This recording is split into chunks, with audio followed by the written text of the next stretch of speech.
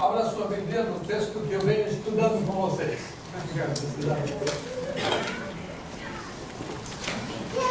Já abriram? Está aí na sua ordem de culto. 2 Timóteo, capítulo 3. Eu já fiz 8 sermões sobre esse texto. Eu estou no verso 2. É de 1 a 5. Eu quero que vocês leiam comigo, prestem atenção nos pecados muito comuns e muito fortemente enfatizados da Escritura com respeito ao tempo que nós estamos vivendo. E quanto mais o tempo passa, desculpe o português, mais pior fica. Mais ruim fica. E nós vamos ver dias ainda onde a ingratidão vai campear fortemente no coração dos homens, tanto dentro da família como fora da família. Leiamos juntos os versos 1 a 5 do capítulo 3 da segunda carta de Paulo a Timóteo, em voz alta. Sabe, porém, isto, nos últimos dias, pois os homens serão egoístas, avarentos, jactanciosos, arrogantes, blasfemadores, desobedientes aos pais, ingratos, irreverentes, desafeiçoados, implacáveis, caluniadores, sem domínio de si, cruéis, inimigos do bem, traidores, atrevidos, enfatuados, mais amigos dos prazeres que amigos de Deus, tendo forma de piedade, negando-lhe, entretanto, o poder. Cai fora. Eu já falei 8 vezes, 7 agora, descrevendo cada um dos pecados. Eu falei sobre egoístas, avarentos, jactanciosos, arrogantes, blasfemadores, desobedientes aos pais. E hoje eu quero falar sobre acharistos, que significa ingratos. E essa ingratidão é vista em grande medida nas famílias, é visto fora das famílias, é visto nas famílias entre pais e filhos, entre filhos e pais, entre cônjuges e assim por diante. O descontentamento é visto em todas as esferas dos nossos relacionamentos, em todas as camadas sociais. A palavra grega para ingratos, eu mencionei há pouco, agora é acharistos, que significa literalmente aquele que não reconhece o bem que outro faz. Seja Deus ou o semelhante, seja aquele que se recusa a reconhecer o débito que tem para com Deus e para com os seus semelhantes. É a insensibilidade aos favores e falta de disposição em reconhecê-los como ingratidão diante de Deus e dos homens. A ingratidão é um sentimento, não é uma atitude que leva à bancarrota todos os sentimentos nobres e belos que um ser humano pode ter em relação a um benfeitor, pelos benefícios recebidos. Aí eu coloquei no seu esboço as semelhanças de ingratidão. Na verdade, podia mudar, eu diria as equivalências da ingratidão. A primeira equivalência é que a ingratidão é a mesma coisa que roubo. Oh, mas como? Como é que o ingrato é um roubador? A ingratidão, por incrível que pareça, é uma espécie de roubo, porque ela rouba o crédito daquele que merece o crédito. Ele rouba ou priva as pessoas daquilo que é justo que elas recebam. A ingratidão rouba do credor o que pertence a ele. Dá crédito, de certa forma, ao devedor e o credor fica sem honra. A ingratidão rouba daqueles que fazem imensos favores a alegria do reconhecimento por parte dos devedores. A ingratidão deixa de pagar os seus débitos a quem faz jus a eles. Os genuínos cristãos, na verdade, não devem buscar reconhecimento pelas coisas boas que eles fazem, mas aqueles que se tornam os beneficiários, são roubadores quando não dão crédito devido pelos benefícios feitos. Aquele que é cristão genuinamente não ama ser reconhecido e nem deve ir à procura do reconhecimento pelo bem que faz. Mas os favorecidos são devedores diante deles. E quando nós não fazemos aquilo que é débito nosso, nós roubamos de quem faz jus aos débitos.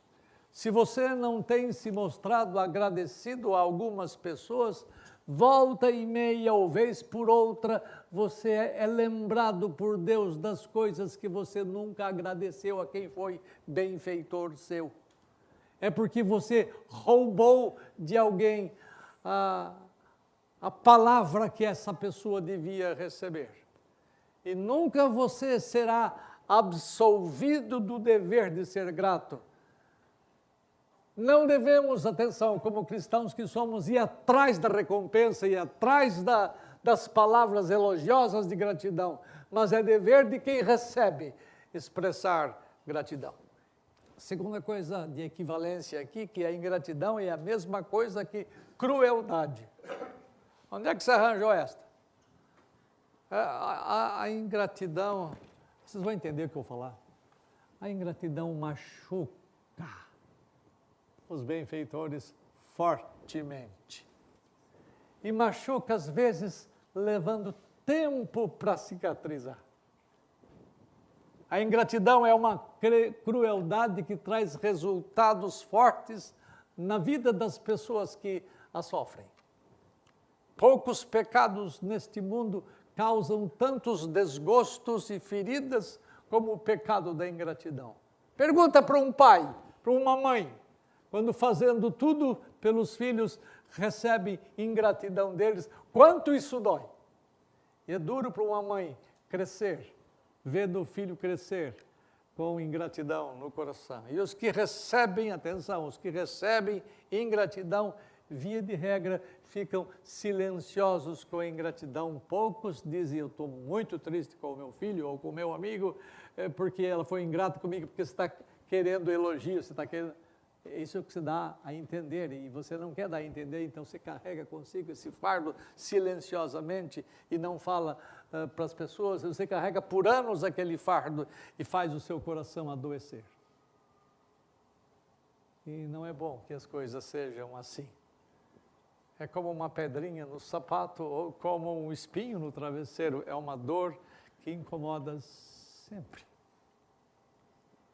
Pais sofrem indizivelmente quando seus filhos, por quem eles se sacrificaram, por quem eles sofreram, quando eles mostram ingratidão. A maior tristeza dos pais é ver filhos crescendo ingratos. O coração da gente sangra quando os nossos filhos custam a aprender esta coisa boa, que um filho é devedor aos seus pais, é devedor aos seus amigos, é devedor aos seus avós, etc, etc.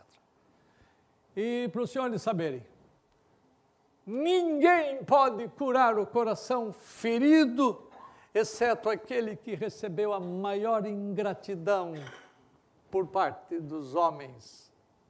Somente a graça maravilhosa do Senhor Jesus pode sarar as feridas causadas pela ingratidão. Somente o coração do Pai, somente o Espírito que tem sido tão gracioso e tão consolador conosco pode sarar essas dores causadas pela ingratidão das pessoas. O segundo ponto é que a ingratidão está presente em todas as civilizações. E quanto mais o tempo passa, quanto mais chega o tempo chamado do fim, e quanto mais o fim se aproxima, mais os homens vão mostrar essa ingratidão. Abra o texto seu em Romanos 1 e deixe aberto. O doutor Davi mencionou um pouquinho no começo do culto. Romanos 1, eu podia ler desde o verso 18, mas o nosso tempo é curto, então eu vou ler só o verso 21 até o 24, 25, mas eu vou ler parte por parte. Diz assim: falando dos homens que suprimem a verdade de Deus e põem a mentira no lugar da verdade, a injustiça no lugar da justiça, Paulo fala, verso 21, porquanto, tendo conhecimento de Deus, essas pessoas não o glorificaram como Deus. E vem o ponto que eu quero aqui. E nem lhe deram graças. Antes se tornaram nulos em seus próprios raciocínios, obscurecendo-se-lhes o coração insensato. Um comentarista, pregador norte-americano, Harry Ironside, ele disse que uma vez um professor chinês disse a um missionário que a Bíblia não poderia ser um livro tão antigo. Afinal de contas, o primeiro capítulo de Romanos, disse o professor chinês, fornece uma narrativa do meu povo chinês. E só podia fornecer essa narrativa quem tivesse convivido com o povo chinês, e Paulo não forneceu, não teve nenhum contato com o povo chinês. É que esse professor chinês se esqueceu de que este é um fenômeno da raça humana como raça humana caída. Esse é um fenômeno que atinge cultura, seja do Ocidente, seja do Oriente. A ingratidão é um pecado sério que tem trazido colapso gradual da civilização. E quando as civilizações se esquecem do grande benfeitor do universo, elas se desintegram com o passar do tempo. A história tem mostrado isto, que as mais importantes civilizações do mundo têm se envolvido com alguns pecados, e esses pecados têm culminado na decadência. Os grandes impérios surgiram, se tornaram soberbos, se tornaram ingratos ao Senhor, que havia sido benfeitor deles, e os impérios ruíram. Porque todos eles tiveram conhecimento de Deus através das obras da criação, e eles não quiseram o Deus que se revelou através das obras da criação. Eles não quiseram glorificar a Deus e nem quiseram lhe dar graças. Então, como consequência da não glorificação do nome de Deus e da ingratidão dos corações deles, eles sofreram algumas consequências que eu vou analisar tão rapidamente quanto eu puder aqui, e que são muito graves para a decadência desses povos. Primeira coisa, no verso 21 aí, porque os homens não deram graças a Deus, eles se tornaram nulos em seus raciocínios. Você achou aí? Nulos nos seus raciocínios. A ingratidão dos homens pode levar homens nulificados em sua capacidade de raciocinar. Eles, quando rejeitam a revelação que Deus faz de si mesmo nas obras da criação, e nós temos no mundo universitário e nos universitários do mundo, na sua grande maioria, eles se rebelam contra o que Deus faz, contra o modus operandi de Deus e contra a revelação que Deus faz de si mesmo. Simplesmente, eles ignoram o Criador, pois eles estão se tornando cada vez mais nulos nos seus raciocínios. Deixa eu só usar duas palavras aqui. A primeira, a palavra dialogismos, no grego, que é traduzida como raciocínios na nossa língua. Ela significa, dialogismos, isolada do contexto, significa raciocinar com precisão, significa raciocinar cuidadosamente. Mas quando as pessoas são ingratas, isto é consequência do juízo divino, eles começam a alterar o seu modo de raciocinar. E o raciocínio deles fica profundamente afetado e passam a raciocinar de modo diferente aos pensamentos de Deus. Eles começam a apresentar raciocínios que se opõem a Deus. E essa palavra dialogismos, que é traduzida como raciocínio, aparece muitas vezes na Escritura, mas especialmente dentro da ideia de pensamento de oposição a Deus, pensamento contrário ao de Deus. E quando o coração dos homens se torna cego, eu vou falar disso daqui a pouco, a mente deles se torna nula, vazia, E esta é uma situação trágica que não tem respostas para os próprios problemas em virtude dos efeitos noéticos do pecado, ou seja, dos efeitos do pecado sobre a mente. A mente fica prejudicada, afetada no modo de raciocinar, de forma que eles olham a criação e não conseguem ver Deus por detrás dela. Eles tentam arranjar um outro por detrás. Eles vão acabar adorando a criatura ao invés do Criador, como vou ver daqui a pouquinho. Eles se tornam nulos em seus raciocínios. Desprezar Deus é mudar a verdade em falsidade e a satisfação em frustração. A ingratidão de uma civilização, eu repito, leva ao ponto importante dela se despedaçar paulatinamente. Todas as civilizações desapareceram. E nós temos algumas civilizações, quer ocidentais, quer orientais, que vão acabar se desmoronando. Por causa de várias coisas. E uma delas vão ter as suas mentes afetadas porque começarão a raciocinar de modo contrário a Deus. O texto fala que eles terão os seus raciocínios nulos. A palavra grega para nulos aqui é mataios. Mataios significa raciocínios inúteis, raciocínios vãos, raciocínios sem qualquer valor.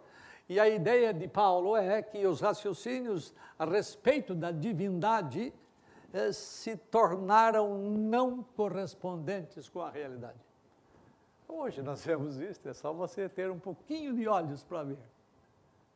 No mundo acadêmico onde eu trabalho, no mundo em que muitos de vocês vivem, os homens pensam de modo contrário ao modo de Deus. Todos os pensamentos dos homens são tornados nulos. E quando você na universidade, você quer falar alguma coisa a respeito de Deus, você é zombado, você é minimizado, você é criticado. Porque nem sequer aceito a possibilidade dele existir. E se porventura ele existe, ele está lá numa esfera que ninguém tem acesso a ele. São os agnósticos. Porque eles passam a pensar de modo diferente. Os seus raciocínios estão sendo nulos. Segunda coisa que eu quero falar, porque o tempo é curto, mas vai demorar. Porque os homens não deram graças, eles tiveram seus corações profundamente afetados. Veja a última frase do verso 21. Obscurecendo-lhes o coração insensato. Eles tiveram os seus próprios raciocínios nulos e então os corações deles se tornaram loucos. A ingratidão não afeta somente a mente do homem, mas afeta as condições do coração. Atenção, há vários médicos aqui. O coração que aqui a Escritura se refere não é aquele órgão físico que faz sístole e diástole, ok? É o órgão central e invisível que controla todas as coisas do ser humano.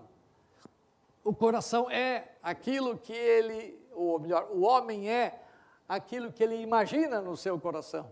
O coração é a sede dos pensamentos, é a sede das afeições, é a sede das volições. Ele é o centro controlador de todos os nossos pensamentos, de todas as nossas emoções, ou sentimentos, ou afeições e decisões. Do coração procedem todas as coisas, e o texto fala que o coração dos homens fica obscurecido. Primeira coisa, que por causa da ingratidão, o coração do homem se torna insensato. Essa palavra grega insensato é assunetos, e significa que o coração fica tolo. Porque ele não raciocina direito, ele não sente as coisas direito, ele não trabalha com as coisas de forma correta. E essa palavra significa, assunetos, sem entendimento. O coração fica sem compreender as coisas. Segunda coisa, por causa da ingratidão, o coração do homem passa a ser um coração obscurecido. As trevas invadem o coração do homem quando ele se esquece de que o Criador existe, quando ele se esquece que o Criador é benfeitor dele. Então ele passa a ver tudo escuro, passa a ver obscuramente tudo, e as coisas de Deus são loucura para os homens. Se você não quer perceber isto, é porque você não tem olhos para ver. Mas em todas as esferas da comunicação nossa, da televisão nossa, da rádio nossa, de tudo quanto é outro tipo de comunicação. Quando alguém levanta com a ideia de Deus Criador, é combatido fortemente, porque os homens não querem dever nada a ninguém, não querem dever nada a Deus. Eles são obscurecidos de coração. E nessa matéria não há exceção, é uma experiência universal, essa ingratidão que gera um coração obscurecido. Vai para o verso 22, alguém leia para mim. Porque os homens não lhe deram graças, eles se tornaram loucos, leia aí. Inculcando-se por sábios, tornaram-se loucos. Os homens que perdem a noção das coisas corretas, tendo seus raciocínios nulificados e tendo seus corações obscurecidos, eles pensam de si mesmos como sendo sábios. Eles se olham a si mesmos e se têm alta estima. E eles pensam de si mesmo como sábios.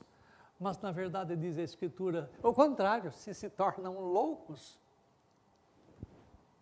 Porque se amam a si mesmos, eles pensam o melhor de si e estão completamente enganados a respeito de si mesmos. Porque quando o cara tem mente afetada, pensamentos nulificados, quando o coração está escurecido ou obscurecido, ele não é capaz de enxergar-se a si mesmo e ver-se como Deus vê. Se enxergar como Deus o enxerga. Eles são loucos porque pensam que são sábios aos seus próprios olhos. Eles se tornam degradados em suas opiniões a respeito de si mesmos. Eles ostentam uma sabedoria que eles não possuem. Este é o resultado do não dar glórias a Deus pelo que há e de não dar graças a Deus pelo que Ele fez. Eles tiram a glória de Deus e transferem-na para si mesmos. Isto é loucura, Deus diz. Quarta coisa, porque o tempo é curto. Porque os homens não deram graças e nem glorificaram a Deus, eles se tornaram idólatras. Verso 22, alguém leia. Inculcando-se por sábios, tornaram-se loucos. Põe feijão nisso, Rosa, fala alto. É o 23, perdão, 23. E mudaram a glória do Deus incorruptível em semelhança da imagem do homem corruptível, bem como de aves, quadrúpedes e répteis. Sobre isso tem muita coisa que falar, mas não dá tempo. Olha só, quando eles rejeitam a verdade de Deus, eles têm os seus pensamentos anulados, eles têm os corações obscurecidos, eles têm o que mais? Se tornam loucos, pensando que são sábios, e agora eles se tornam idólatras. Como eles não enxergam Deus, eles têm que ter Deus, porque todo homem é um ser religioso, é um animal religioso, ninguém pode fugir disto. Calvino disse que eles tinham o semen divinitatis e o semen sensus divinitatis e o semen religionis, ou seja, o senso da divindade. Deus imprimiu na alma deles.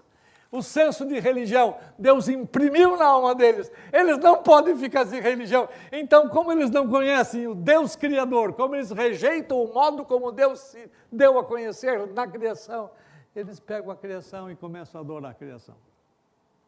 Porque eles precisam de alguém para adorar. Deus imprimiu isto na alma deles. E então eles tornam a glória do Deus incorruptível em semelhança de imagem de homem corruptível. E não somente adoram estátuas de homens, eles adoram aves, quadrúpedes e répteis. Os corações deles não mais conseguem enxergar aquele que está por detrás da criação. E então começam a adorar a criatura ao invés do Criador. A incapacidade da mente, a obscurecência do coração dificulta ou impede que eles percebam quem é o Deus verdadeiro, as coisas do Espírito, e então passam a adorar ídolos, sejam homens, sejam animais. Eles invertem as coisas que Deus estabeleceu. Quinta coisa. Isso aí tem estudos longos para a gente fazer. Quinta coisa. Porque os homens não deram graças, eles se tornaram imorais. Verso 24, alguém lê. Por isso Deus entregou tais homens à imundícia, pelas concupiscências do seu próprio coração, para desonrarem seu corpo em si. Quando esses pecados todos que nós mencionamos até agora são o resultado da não glorificação do nome de Deus e da não dar graças a Ele, então vemos os homens sofrendo as consequências dos seus pecados, e uma consequência terrível é o juízo de Deus sobre eles. O texto fala, por isto eles desonraram os corpos entre si, como resultado de quê? Da imundícia. Eles foram imundos com o resultado de quê? Com concupiscência por causa de quê, Rosa? Não, porque Deus os entregou a estas paixões. Esse assunto é fantástico, eu estou escrevendo sobre isso, é um assunto longo, eu estou aqui falando em 3 ou 4 minutos cada parte aqui. Mas é parte da ira divina. Deus se encarrega de retirar o freio dos homens, o freio que faz com que eles sejam brecados nas suas intenções, nas suas maldades, nos seus pecados. E eles começam a fazer coisas que eles jamais imaginariam que pudessem fazer. Eles começam a cometer pecados que jamais pensaram que pudessem praticar. Eles se degradam a si mesmos. Eles cometem impureza moral, todo tipo de bandalheira sexual. Depois você lê no versos seguintes. Os homens, as mulheres mudam o modo natural das suas relações íntimas. Os homens saem, homens com homens, mulheres com mulheres. Essa desgraça é produto, é verdade, da cegueira deles, é verdade, da obscurecência do pensamento deles, da nulidade do pensamento deles. Mas, em última instância, Deus está por detrás, porque é produto do desprazer que Deus tem contra o status quo.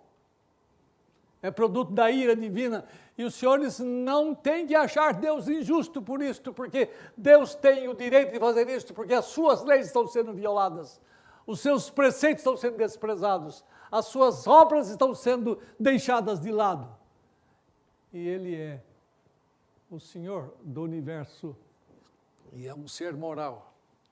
A falta de capacidade de enxergar Deus por detrás das obras da criação, a falta de capacidade de verem-se a si mesmos como Deus os vê, a falta de capacidade de adorar o Criador ao invés da criatura, os leva a inverter a ordem natural das coisas. E quando isso acontece, os homens perdem a noção do modo como as coisas são feitas. Eles perdem a capacidade de ver a distinção que o próprio Deus fez. Eles perdem a capacidade de definir o que é realmente macho, o que é verdadeiramente fêmea, e escolhem o que querem, que não seja uma coisa e nem outra. Na verdade, a questão de gênero em nossa sociedade não é um problema científico. A questão de gênero não é um problema social. Não é um problema de opção, mas é um problema moral. Isso ninguém gosta de ouvir. E eu posso ser preso por causa disso aqui. É verdade. É um problema moral. É produto da ira parcial de Deus sobre os homens, porque Deus os entrega a paixões infames. Está na Bíblia aí, você pode ler. Está aí no texto que nós estamos lendo. É que eu não tenho tempo de ir. Ponto 6. Isto acontece nos últimos dias. E nós certamente estamos nos últimos dias. E à medida que o tempo passa, esses últimos dias vão sendo cada vez mais evidentes. E vocês que têm filhos, eduquem os filhos de vocês nas coisas de Deus. Aí eles serão preservados. Ainda que eles sofram, ainda que eles sejam perseguidos, eles serão preservados por Deus. No mínimo estarão fazendo o que agrada a Deus, que é o que o mundo não faz. Sexta coisa, porque os homens não deram graças, nem glorificaram a Deus. Eles mudaram a verdade de Deus em mentira. Verso 25.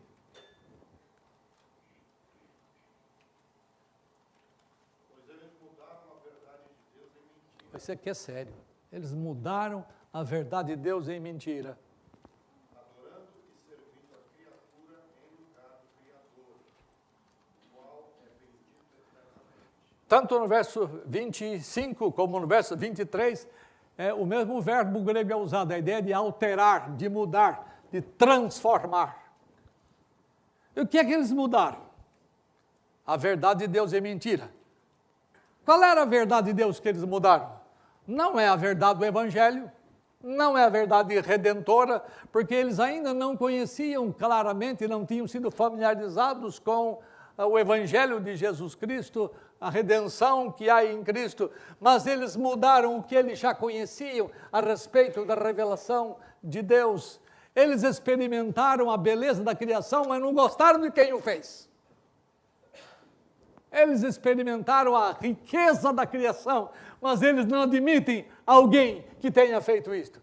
Por isso que tentam provar a teoria da origem espontânea do universo, teoria disso, daquilo, porque eles rejeitam aquele que trouxe à existência poderosamente num fiat, e tudo veio a existir. Essa ingratidão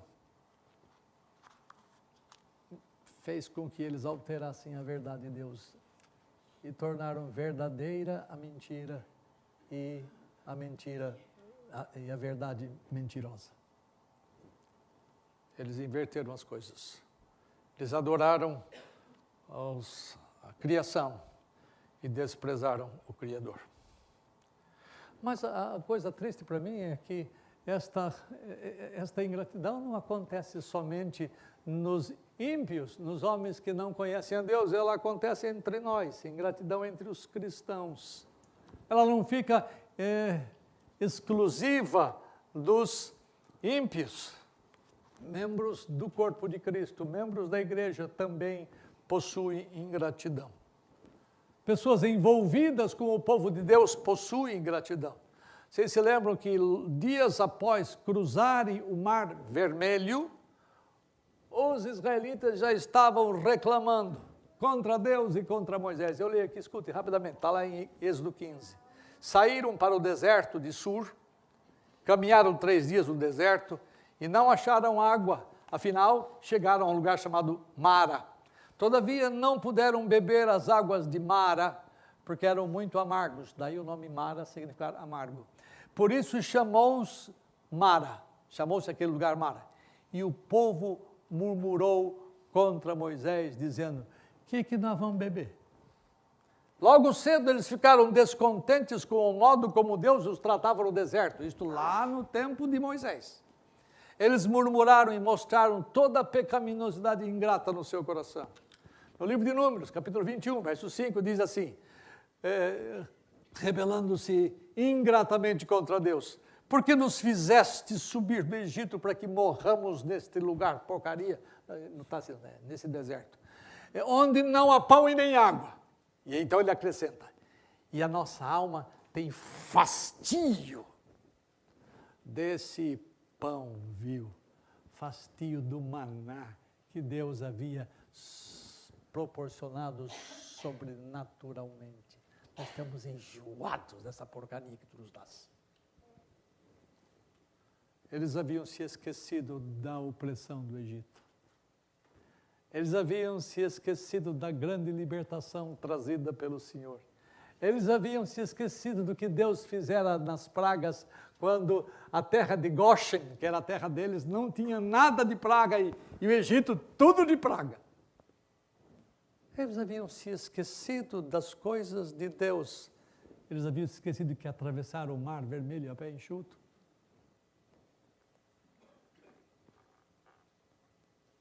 para os cristãos, há uma ordem constante. Eu tenho aqui na minha anotação, Colossenses 3, apenas escute, Colossenses 3, 15 a 17, você deve ter anotado aí. Diz assim: seja a paz de Cristo o árbitro em vossos corações, a qual também fostes chamados em um só corpo, e vem a expressão, sede agradecidos. Habite ricamente em vós a palavra de Cristo, instruí-vos e aconselhai-vos mutuamente em toda sabedoria, louvando a Deus com gratidão, louvando a Deus com salmos e hinos e cânticos espirituais, com gratidão em vosso coração. E tudo quanto fizerdes, o mesmo texto, seja em palavras, seja em ação, fazei-o em nome do Senhor Jesus, dando por ele graças a Deus Pai. Precisa ensinar a crente a fazer isto. Não é natural, nem no crente fazer essas coisas. Essa é uma disciplina que precisa ser tratada, precisa ser implantada por Deus e cultivada por nós. E nós precisamos ensinar os nossos filhos desde pequenos isto. E aqueles que são nascidos na fé, nascidos debaixo da graça, têm que aprender isto. E esta é uma coisa que a Escritura fala constantemente. Lá no passado, eles se tornaram ingratos, a vida espiritual deles veio a ser cheia de tristeza, que mais parece morte do que vida. E quando nós temos ingratidão no coração, o nosso culto se apresenta sem alegria. O nosso canto se apresenta sem entusiasmo. E eu posso perceber, quando estou aqui na frente, o doutor Davi deve reconhecer a mesma coisa, há certas pessoas que nem abrem a boca, há certas pessoas que não estão, é verdade. Não tem gozo nas coisas do culto. Ele não vibra com o Senhor Deus, não vibra com as coisas espirituais. E as nossas orações, quando feitas em voz alta, se tornam fórmulas esvaziadas de santos sentimentos do coração. E quando atinge a nós outros pregadores da palavra, a pregação nossa não alimenta as pessoas. A ingratidão faz uma porção de coisas ruins em nossa alma. Deus pesa a mão sobre aqueles de nós que cultivam ingratidão nos corações. Tenha Deus misericórdia de você e de mim. Não andeis ansiosos de coisa alguma. Em tudo, porém, sejam conhecidas diante de Deus as vossas petições, pela oração, pela súplica, com ações de graça. Mas as coisas porcas e toda sorte de impurezas ou cobiça nem sequer se nomeiem entre vós como convém aos crentes, nem conversação suja, nem palavras vãs, coisas inconvenientes, antes, pelo contrário, ações de graça. E é curioso pensar que a ação de graças ou a gratidão é essencial para limpar o conteúdo da nossa linguagem. Quando você tem ingratidão no coração, ela purifica até a sua conversa. Mas quando você é ingrato, você começa a entrar pelo lado sujo. E o cristão que não é agradecido se torna incapaz de adorar a Deus corretamente. Se torna ansioso em suas preocupações mundanas. Se torna cheio de linguagem pecaminosa. Se torna falho nos seus relacionamentos horizontal e vertical, beirando a ruína espiritual. Mas a boa notícia é que existe cura para a ingratidão. Aprenda a considerar e a ponderar sobre o que Deus faz. Quando você pondera sobre o que Deus faz, a ação de graças começa a manifestar na sua vida. A expressão Eucaristia, que você ouve por aí na igreja, mas não sabe, é ação de graças. Esta deve fazer parte da sua vida constantemente. As razões da ingratidão. Eu tenho que terminar a meio-dia, né? Primeiro, a ingratidão tem a ver com a perda do senso do benefício que nós recebemos. Ingrato é aquele que não se lembra de quando não tinha problemas. E quando os problemas aparecem, e eu ouvi de uma pessoa nesta semana passada, daqui da igreja, por que Deus tinha que fazer isso comigo? Ele não tinha o direito de fazer isso comigo. Você esquece do que você não tinha, ou do que você tinha, e você passa a injuriar Deus. O ingrato perde o senso dos benefícios recebidos. Você lembra da história dos 10 paralíticos? Aliás, leprosos. os 9 leprosos logo se esqueceram de que foram curados. Eles se esqueceram de que haviam sido leprosos. Para os judeus, ser leproso era uma coisa terrível. Ele ficava separado da sociedade, ele ficava isolado totalmente, mas quando viram que não tinham problema mais, eles se esqueceram de que haviam sido leprosos e não voltaram para agradecer, exceto um. Os 9 leprosos se portaram como aquelas crianças que eu mencionei, que quando recebem muita coisa, e ser curado de uma lepra é muita coisa. Quando quando as crianças recebem muitas coisas, elas se esquecem de agradecer, porque a gratidão frequentemente acontece no tempo de abundância, não no tempo de escassez. Nós nos acostumamos com a abundância e nos esquecemos de que um dia vivemos em penúria. Pode entender, soteriologicamente, salvadoramente, é a mesma coisa. Por essa razão, nós precisamos sempre olhar para o nosso passado e contar as bênçãos que nós recebemos. Segunda coisa, a ingratidão tem a ver com a perda da visão do benfeitor. Quando você perde a visão dos benefícios, a consequência é que você se esquece de quem deu para você o que você precisava receber. E foi exatamente o caso dos 9 leprosos. Depois de se esquecerem das bênçãos recebidas, eles não se voltaram para agradecer ao benfeitor. E a grande ironia dessa história é que a cura dos 10 leprosos curados foi a cura dos leprosos. Na cura dos leprosos aconteceu uma coisa interessante. Só um voltou para agradecer, e aquele que voltou era aquele que ninguém esperava que ele viesse fazer isso, porque era um ímpio aos olhos dos judeus. Era um samaritano, desprezado pelos judeus. Somente o samaritano veio a agradecer o que havia recebido do benfeitor. O que possui gratidão se lembra das bênçãos, por conseguinte, quando se lembra das bênçãos, se lembra do benfeitor.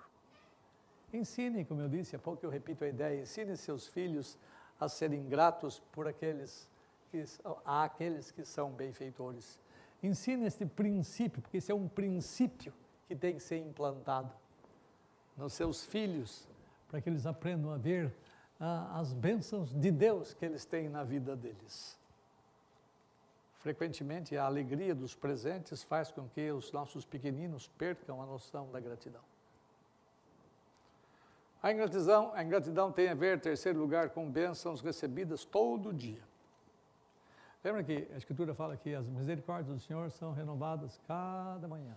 Todo dia você recebe bênção, todo dia você acorda cercado de misericórdia. E quando você se acostuma com essa ideia, você pensa que faz parte da natureza receber misericórdia, quando receber misericórdia é parte da sobrenatureza. Não é natural, ou não são naturais as misericórdias de Deus. Elas vêm de cima, elas vêm do alto, elas fazem parte de uma esfera sobrenatural sobre a qual nós não temos acesso, a menos que o próprio Deus se compadeça de nós. Então, quando você recebe muito, você cai no meio, você cai naquele perigo de falar, eu estou acostumado com isso. Isso é natural com você. Todo crente naturalmente recebe. Não. Sobrenaturalmente ele recebe. Sobrenaturalmente ele recebe. E você tem que aprender a não se acostumar, no sentido de se acomodar, sem gratidão pelas muitas bênçãos recebidas. E quarto ponto, a ingratidão tem a ver com as coisas que nós não temos. Se nós temos o maná, vamos lá, os judeus tinham, os israelitas tinham, todo dia maná, nós reclamamos que é a única coisa que nós temos. Não foi assim? Eles quiseram voltar aos tempos da ingratidão ou da escravidão do Egito por causa da comida que eles não tinham no deserto. Se temos cereal somente, reclamamos porque não temos queijo e ovos. Quantas vezes o seu marido ou os seus filhos só tem isso, mãe? Nós estamos acostumados a ter. Se temos uma roupa preta, reclamamos porque não temos uma marrom, ou uma amarela, ou uma isto ou aquilo. Somos ingratos por causa das coisas que nós não temos. Se não temos câncer, eu espero que você não tenha, você reclama da sua dor de cabeça, da sua artrite, etc, etc. Nunca paramos para agradecer as coisas boas que temos e as que não temos. Precisamos aprender a gratidão, mesmo pelas coisas que nunca tivemos, a fim de que o nosso coração nunca reclame das coisas que nós temos. Terminando. A gratidão é uma afeição do coração. Um coração despertado pelo favor ou benefício recebido. Eu espero que você entenda que tudo que você recebe é dom de Deus, porque lá do alto é que procedem essas coisas. Portanto, primeiro ponto, na nossa conclusão, aprenda a falar da sua gratidão. Há muitas pessoas que são realmente agradecidas pelos bens que os outros lhe fazem. Entretanto, uma porção delas nunca expressa em palavras a sua gratidão aos benfeitores. Eu já ouvi uma frase bonita, que o falar é prata, mas o silêncio é ouro. Essa frase é famosa, e a frase de efeito. É verdade. Às vezes, especialmente quando se trata dos pecados dos outros, o silêncio é ouro. Não fica proclamando os erros dos outros. Né? Há horas em que o silêncio é ouro mesmo. Há vezes, entretanto, em que o silêncio é deslealdade. Há vezes em que o silêncio é crueldade. Há vezes em que o silêncio é falta de amabilidade. Especialmente quando você não abre a boca para dizer, cara, muito obrigado, você foi tão legal comigo. Eu tenho meu coração cheio de alegria por você ter sido um abençoador na minha vida. Você fica quietinho. E nessa hora, quando você fica silencioso, você peca contra o seu benfeitor. Mesmo que o seu benfeitor não procure a sua gratidão, não procure o elogio, se bem que muitos de nós fazemos coisas esperando receber elogio. Esse é outro problema. Não seja silencioso na sua gratidão, proclame a sua gratidão. Torna conhecida aos benfeitores ao menos. E proclame aos outros o que certas pessoas, e especialmente o que Deus tem feito por você. Segunda coisa, aprenda a ser grato quando você não tem as coisas que motivam você à gratidão. Você vai entender o que eu vou dizer aqui. As pessoas amam a sua liberdade quando elas experimentam um longo tempo de escravidão. As pessoas amam um lar quando elas viveram longo tempo como moradores de rua. As pessoas são agradecidas pela presença dos seus filhos depois de ficarem mais de 4 anos com a ausência dos filhos, fazendo faculdade em outra banda, e então voltam para casa, agradecidos. As pessoas são agradecidas pelos seus países, ou pelo seu país, quando experimentaram um país pior do que o deles. As pessoas são agradecidas pelo seu emprego quando ficam sem comida e sem abrigo por algum tempo. Todavia, nós nos tornamos ingratos quando estas coisas todas retornam. Uma pessoa faminta é muito mais agradecida pelo prato que recebe do que um rico tem em abundância em sua mesa. Uma pessoa, uma mulher, um homem solitário num asilo aprende a apreciar mais a visita de uma pessoa do que aquela que é sempre louvada, sempre apreciada. Uma pessoa que recebe uma Bíblia pela primeira vez aos 75 anos, eu já vi isto, vibra muito mais do que aquele que tem várias traduções e exemplares na sua casa. Ela dá graças pela graça recebida. Eu penso que Deus, às vezes, isso aqui é pensamento meu, você entenda como você quiser entender. Eu penso que Deus, às vezes, nos tira algumas coisas que nós amamos muito, para que nós aprendamos a ser gratos enquanto as temos. Portanto, seja agradecido pelas coisas que você tem, antes que elas sejam tiradas de você. Agradeça muito a Deus pelo seu pai, pela sua mãe, pelos seus irmãos, pela sua esposa, pelo seu esposo, pelos filhos, porque um dia você pode perdê-los. E último ponto. Aprenda a tratar o seu coração ingrato. Peça a Deus para Deus sondar o seu coração, para ver se há nele algum caminho mau, e Ele guie você pelo caminho eterno. Porque o problema que você tem, que eu tenho, é alguma coisa nascida lá dentro de nós. Peça a Deus para Deus curar o seu coração. Porque se Ele não curar o seu coração, você vai ser ingrato hoje e amanhã, e depois de amanhã e sempre.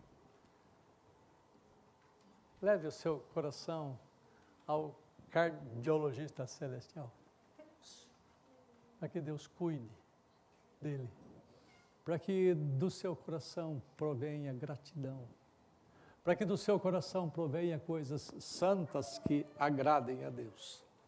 Peça a Deus para Ele fazer isto. Lembra, o coração é o primeiro lugar onde Deus trabalha. A obra da redenção começa no coração. E ser agradecido é parte em nós da obra redentora de Deus. Tomara Deus ajude você a rever conceitos e a entender quão importante é a gratidão na vida sua de cada dia. Deus o ajude e o abençoe. Amém.